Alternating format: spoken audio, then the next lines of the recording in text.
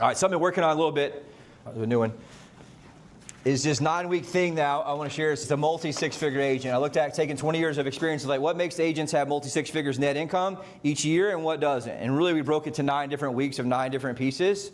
And obviously it's true at every level. So if they're making $200,000 or $300,000, what keeps them at $300,000 instead of $500,000? It's typically all the same exact stuff.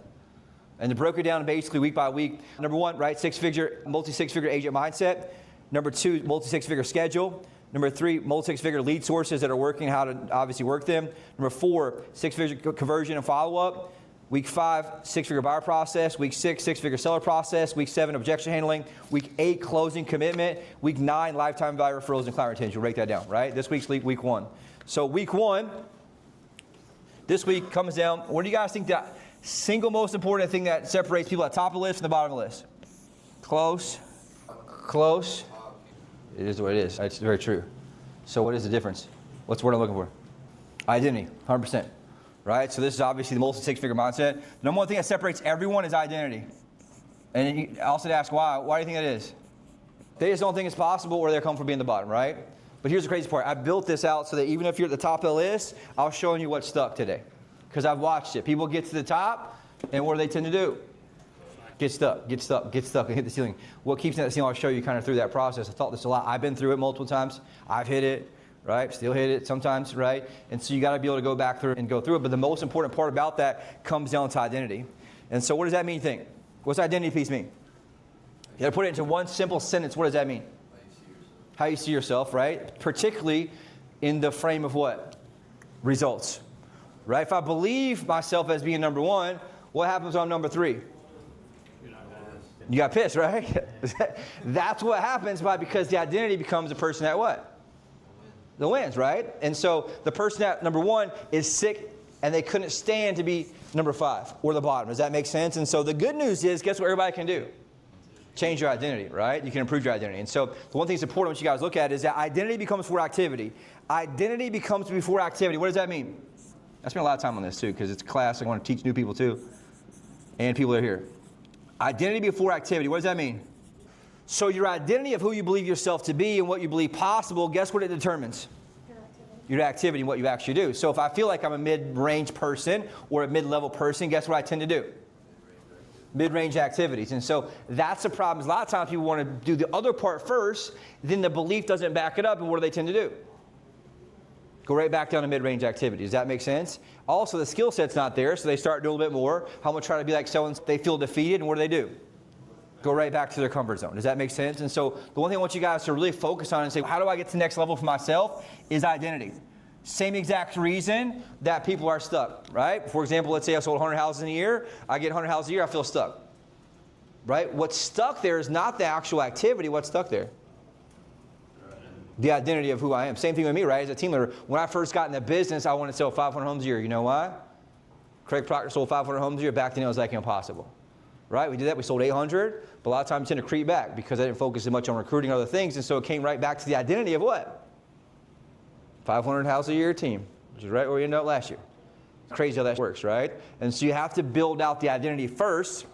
What it is, how do you do that? Personal development, targets, goals, and you have to get uncomfortable, which I'll talk about later, but that's just the frame of the first part. Questions about that? Does that make sense? Identity is what determines the next part, which I kind of got ahead of myself, which is belief. The number one reason somebody at the bottom doesn't stay at the top constantly is single, but this is like really bothered me over the years. I'm like, how do people just stay at the bottom and some stay at the top, right? It's the 80-20 rule. If we used to have this board at the front of the thing, we keep updated every week. What would you notice? Ryan, you're here for that. What would you notice at the board we used to have here?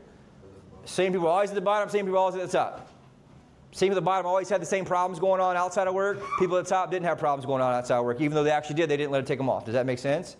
Why? Because it came down to what their identity was, what they believed. And even though they had going on, they still did what? Managed to stay up top somehow. And so this becomes what's possible, both from the conversion standpoint, both the numbers. Third piece that drives that. The belief drives your next part, which is your personal standards. What does that mean, you think? Personal standards? Yeah. What's acceptable for them, right? Both from a operational standpoint and also from a number standpoint. Does that make sense to you guys? So for example, My personal standards are I never drop below 2. If I drop below 2, I get pissed off, and what do they tend to do? They level up their activity, their learning, whatever it is. And sometimes people need somebody else to come in and beat them so they get better and push better, right? Or sometimes they just have this personal standards that keep them where they're at consistently in what we call the stagnant mass. So they're stuck at 5, 6, 7, 8, 9, 10. They're okay just making $30,000, $40,000 a year, and their personal standards make a difference. This make sense? Questions about this? And it all bleeds over. And your personal standards determine your annual income as a salesperson. Does that make sense?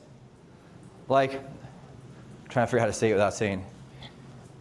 Jeremy, you're typically at the top of the list, right? What's the latest you gotten up on a weekend in the last 5 years? On the weekend? 7. 7 a.m. Latest. Oh yeah, kids too. Before kids, does it matter? No, probably same, yeah. See what I'm saying? What happened if you woke up really like after lunch? You feel terrible, yes. You know, I mean, like the last time I did that was playing summer ball in the middle of college because we wouldn't get home until 2, 3 a.m. from a bus ride.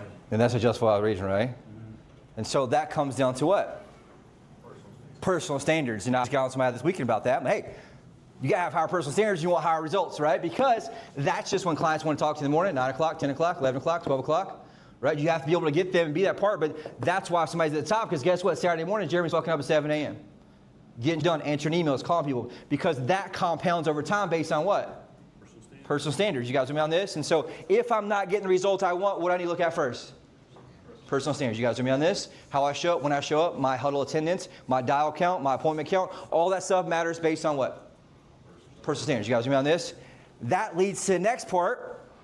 And what drives my personal standards is this next part here, which is thermostat. Setting the stage for you. Thermostat, you guys have heard Ed Milet talk about this. What does that mean? What's your temperature? What does that mean? Yep. And so I know a lot of times if it's hot, my temperature is set at, let's say 72, gets to 74, what happens here? Kicks in, goes back 72, what happens? Air conditioning cuts off, right? So on the flip side, let's look at it from a number standpoint, from a sales standpoint. Let's say it's December. I got my heat on 72. Temperature gets 65, gets up to 72, what happens? Stops at 72. So what happens to my temperature in the wintertime if it's set at 72? Never gets above it. You guys with me on that? And so everyone here has a sales temperature or a thermostat that's set on whatever your degree is, and that's why you're stuck at the income level that you are. Does that make sense? Because that becomes your minimal personal standard or your minimal income that you feel okay with, and that becomes your floor. The secret is I have to do what here in a sales game? Push beyond that. Why? Because for me to get above that thermostat, here's the kicker. What does it usually take? What's a more painful word for that? Sacrifice. And so I'll never change my thermostat because my identity is stuck at somebody who sells 20 houses a year or 40 houses a year or 10 houses a year. You guys with me on this? And I want you to take anything. Whatever you did the last 12 months is all because your identity, nothing else. And because of that, that drove your temperature or your thermostat, which is what had you do the output to get the income that you want. How do we know that? Because if your number dropped below your floor, what would you have done? Kicked on the auxiliary heat, put extra output out, made extra dials, and all of a sudden it would have hit. Does that make sense? And everyone has a comfort level, and that's okay. The ultimate goal, if I want fulfillment and to not to feel stuck, is continue doing what? Raising the thermostat. So I'm going to go 72 to 73. Now, a lot of people try to go from 72 to 80 in a quarter. Guess what happens? You burn out. You don't actually do it. I have to slowly burn it from the inside out, which is my identity, and how I do that. Most of that's going to be through personal development. And one other thing. Anybody remember what Ed Milet talks about? Work. Why? Particularly work that no one else is doing. Why is that? What's that? But what does that do to actually change your thermostat or your identity? So we talk about this. If I'm up at the gym at 6 in the morning every single morning, 5 days a week for almost a year now, what do you feel that you deserve that other people don't? Results. And so what happens is the only way to really increase your thermostat is you have to do work that no one else is willing to do, because at that point you finally believe that what? You deserve it. And most of us struggle from childhood traumas or issues or things that hold us back and help us believe we're not enough and what we think that we should actually be. So I go up for 1 or 2 months. I start to get too much money or too comfortable. What happens to people, and this happens a lot, there's two types of people. People that make a lot of money, what do they do next month? Spend that. But why? They don't know how to handle money, and their identity is this person that's always in a place of scarcity. Scarcity drives them. We talked about this a lot last week, right? Even big business guys will make a lot of money, and they'll blow a lot of money. Why? Because their identity is stuck here at a certain place, and they only drive themselves based off of scarcity. Meaning they don't produce unless their back's against the wall. Does that make sense? And the way to grow through this is I want to move to a place of prosperity and be able to produce still. And that's why I was telling you, there's a guy who was a realtor, actually. He has a pretty big, he does $75 million a year himself in Orlando, big luxury dude. But every time he makes a lot of money, what does he do? Spends it, and then he stops working. And then he takes a month off and all this stuff. And I'm like, dude, I just keep working. I don't really look at the numbers or the bank account enough. In other words, it doesn't drive me. I do the same no matter what I do. Does that make sense? And I teach them that in the whole process. But you got to get your thermostat where it keeps going up, where I do this based on activity, not based on a closing. Does that make sense? And so it's very important to understand, how do I do this? Two things: personal development, reading, development, borrowing beliefs from someone else. So I have to overwrite the software I got as a child. And number two, doing extra work so that I now believe that I truly deserve it by doing work that no one else will do. Does that make sense? What's the problem with that? It sucks. You got to do it, but here's the thing. What also sucks is being stuck in the same place for 5, 10, 15 years mentally and emotionally. Does that make sense? And so that's the key part. Now, how do I get out of this? This is for my people who've been here for a while. The last piece, the third part of this identity where people screw up the most or they get stuck is leverage. What does that mean, you think? There's 3 parts of this. Watch it happen a lot of times. So they get stuck with leverage. And what does that mean? They cap out, they hit the ceiling.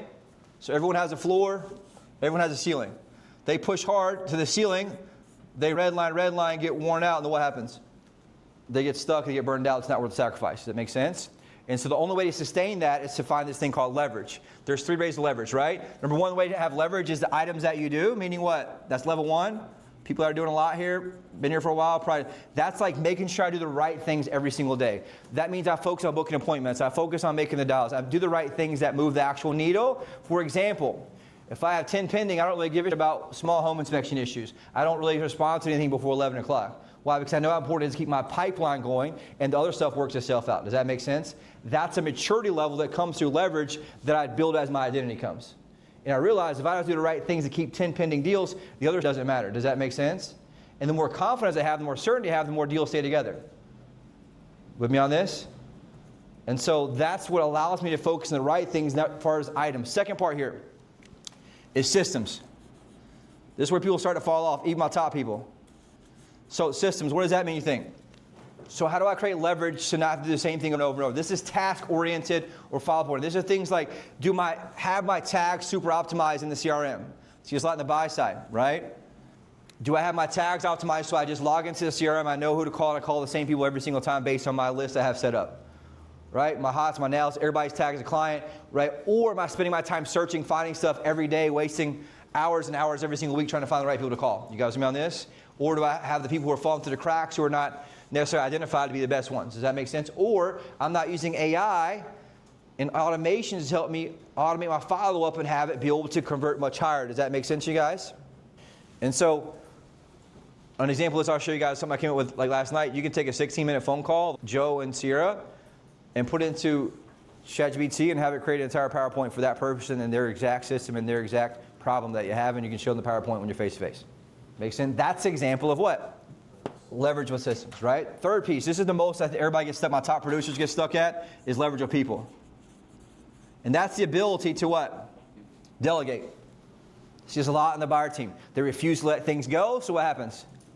They won't delegate closing coordination, they won't delegate certain things, right? And then what happens? They end up getting stuck, and they have to hold on to things, and what happens? They have the ceiling, the cap out, and they can't move anymore. Does that make sense? And there's 2 things that happen. And one, the first level is I don't want to say scared. They hate to delegate because they worry about the person screwing it up. And if you're listening to Dan Martell, remember what Dan Martell says? 80% done by somebody else is better than 100% you doing it. Right? You have to be able to do that. Is it going to suck in the beginning? Are they going to some stuff up? Absolutely. That's much better, though, than you being stuck here. Does it make sense? And even that level here, anybody, let's say, I'll give Jeremy an example, right? What's the one way Jeremy can find more leverage? Is through more people. So now we have closing coordinator, listing coordinator, all this stuff. The VA, right, can really knock out a lot more stuff off, and that's the next level of that person and find more stuff. And I just do the math on it, right? Yes, some VAs are good, $3 an hour, $5 an hour. What's all the stuff I can take off all the way from CRM organization, putting your call list together, every single seller update email, all that stuff can be done for an extra couple $100 a week. right? Which could bring another 2-3 deals in a week. Does that make sense? And so part of what we got to do at each level is find, okay, what's the next leverage I can do it. For even me, I was like, all right, how do we get some more VAs and leverage and stuff? So I've been reading this book too recently, maybe see in the morning, just how to create more leverage through both AI and people. Now, and what you're seeing anybody scaling is using this stuff virtually, but everyone in here at every level could benefit from having that same stuff, even with us having the full in-person infrastructure with listing coordinator, closing coordinator, things like that. Does that make sense? But there's more levels to that. Even somebody could do social media, somebody could do video, somebody could do all this stuff. Can be someone third party. That's very minimal. That can create another 2-3 deals a week. Does that make sense?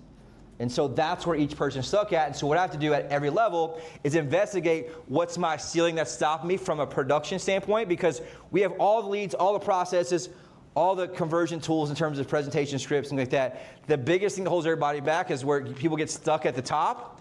40 deals, 50 deals, 60 deals, even 100 deals comes in a leverage. Typically it's systems and people. Craig Proctor always taught me, always systems first, people second. Because the system always works way better than people do. Does that make sense? And Alex Armosi talks about this a lot. A lot of times people build a whole thing around people when you can use a system and eliminate the person. Does this make sense? I'm talking about people who have been here for a while, my OGs who get stuck, right? If you're doing 40, 50 deals, 60 deals, the only way to get to 100 is have more people. First, you want to utilize ones we have, but there's a point now where if I get to 100, right, where do I use a VA for $3 an hour to help take all this other tasks from me? I teach them one time, go through the process, and get back to that level where it can help me find more conversion. Does that make sense? So all I'm doing is calling sellers, hopefully updating sellers, right? And then basically one presentations, that's it. Makes sense? And if I do it right, they can even use AI of me to send the price reduction email with a video of me on it without me having to even do the video. And that's just a level of me doing what? Using leverage to create, so I create a system, has my seller process, all the data, all the stuff we use for our 30-day updates, take that, put it into AI, have the AI create the script, goes into the video of Jeremy, who's actually not actually Jeremy, it's AI Jeremy, sends a video of AI Jeremy with the update, along with the email, boom, is done by the VA without you having to talk to him. That's where you got to start thinking of that next level leverage. Does that make sense? Now it pulls another 6 hours a week up, which goes back to conversion, which is where you can move the needle the most, which is follow up with the sellers, be on the phone with them, because that part you can't automate. Does that make sense? And so it's always investigating from an identity standpoint where I keep going. And so this is where it's so important for me at every level and what I do. Questions about that? Feedback about that? Everyone has it, including myself. And so the one moment I get stuck, I always got to go back to me and where I'm stuck at in this process. Typically, these are coming. And even me, like I say, it's all right, we got to get to 1,000 houses. Ultimately, holds it down is identity, right? My belief about recruiting, standards about that part. And so I just got to go back, fix these, go back, create more leverage, and this is where you're able to do that stuff at every level. Make sense, you guys? Second part here. This is where people break down, but really the multi-six-figure mindset in terms of net. You can even be a seven-figure agent mindset. Comes down to responsibility. What does that mean, you think? Responsibility. What does that mean? Yeah, everyone's successful, right? Making multiple six figures or multiple, even seven-figure net, right? They have to have massive personal responsibility. What does that mean? We talked about this a lot here, but it's obviously the cornerstone. What does that mean, you think? Massive personal responsibility. Every single thing in my life, guess what happened? I caused it, right? My action or inaction caused where I'm at. And so my skill set of my action caused where I'm at. My mindset behind my skill set and how I'm doing it or not doing it caused where I'm at. If I feel stuck and being stuck for the last 2 or 3 months, guess what's causing that? Me. And the good news is, the bad news is it's you. The good news is you can fix it. But you can't fix it until what? Until you take full accountability, right? I can't change if I don't own it. Number one, that's obviously important. Number two, right? Discipline. Obviously it's super important, but everybody has certain levels of it. I have to make sure I'm increasing discipline, right? How do I increase my discipline? I have to do that requires discipline. Typically, right, 2 main areas that works in, what are they? Time you get up, food you put in your body. If I have the ability to track every macro that goes in my body for 3-6 months, guess what happens? Probably can get up at 6 o'clock if I want to. Probably can make a phone call if I want to, right? And so I have to start doing things that increase discipline. One example of how do we get more patience? How do I get more patience as a person? Do things that require more patience would be things like play the guitar, do certain things that are long, that take time, and so it creates the brain, trains the brain to do what? Have more patience. So in this case, I got to make sure. Now, what do people tend to do? Let themselves off the hook and say, I'm not very disciplined, so they don't actually attack it because that ends up holding back. So discipline keeps going when motivation fails. Write that down. Discipline keeps going when motivation fails. Super important there. Third piece here. This gets a lot of people. Most of you guys are pretty good about this, especially my OGs are fine with this, but they avoid victim mentality. Avoid victim mentality. What does that mean? Number one thing kills anybody's success or anybody in life is victim mentality. Particularly also victim language. What does that mean? It's me, which is what? Never my fault, poor everybody else. What's one thing we look for in an interview? Victim language, right? If they have victim language, I don't want them. Why? Can't fix them, right? They're not savable. Because they're not willing to do what? Save themselves. Now, if I have the ability where I don't have victim mentality, it'll figure it out, right? Like conversation with Cal yesterday. We had a conversation, start going through stuff. Numbers aren't quite there. We start going through, have some recordings, and Cal was open enough to do what? Go through them, right? Number one, sit through the pain of going through it, listening and analyzing and say, hey, we can stay here. And obviously, take responsibility for it. And then what happens once you do that? You start fixing a problem, but you'll never fix a problem until what? You know what it is. What if Cal just blame the leads the whole time? Oh, leads are terrible, things are different, not as good, right? Doesn't take time to investigate the phone calls, investigate what happened, go through, listen to them, right? That makes a big difference. And so you have to make sure that you look, hey, it's not the leads, it's me. If I have X amount of deals fall through, whose fault is that? So I have to do it. I could be a victim of the deals falling through. I can do what? Figure out what I'm doing that's making the deals fall through. And typically that's going to be certainty and getting some stuff in your pocket. Just take some seat time. It's like a race car driver in the beginning. They're going to hit the wall a couple times. But it's not until I get enough seat time and enough laps around fast racetracks I'm not going to hit the wall. Does that make sense? And so that's key part there overall.